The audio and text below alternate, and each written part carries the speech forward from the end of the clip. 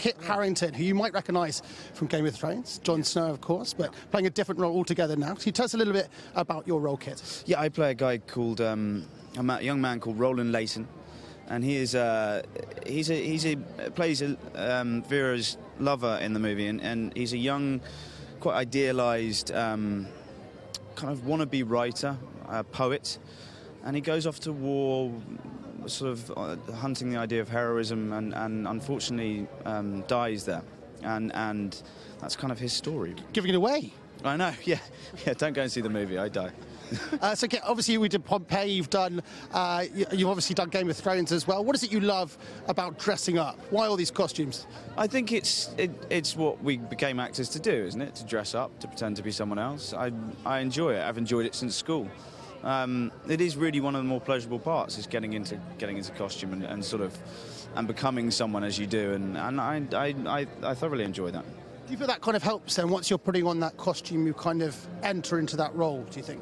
I think in some ways, and then you chat to each other in the green room, and you're totally out of that role. I mean, it's sort of, I don't know. I find it's very useful when doing a kind of fantasy thing like Game of Thrones, putting on a big cloak and a heavy armour. It has a kind of palpable effect.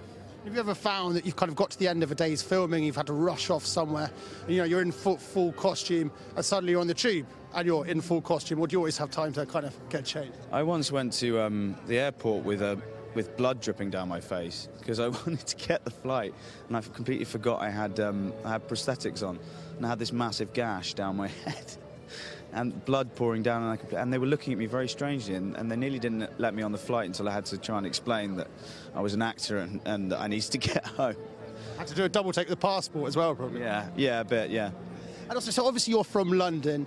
You grew up here. Tell us a little bit about how things here in the capital have changed for you since you kind of became famous. Luckily, not a huge amount. In London, you don't get stopped too much, and I still feel like this is my city and this is my home. The only problem is I spend a lot of time abroad now, and I don't get as much time in the capital. I don't get as much time here, and that's always something I rue, something I really miss this city a lot of the year. And it's always lovely to come back. I feel like this will always be my home. This is always going to be where I live.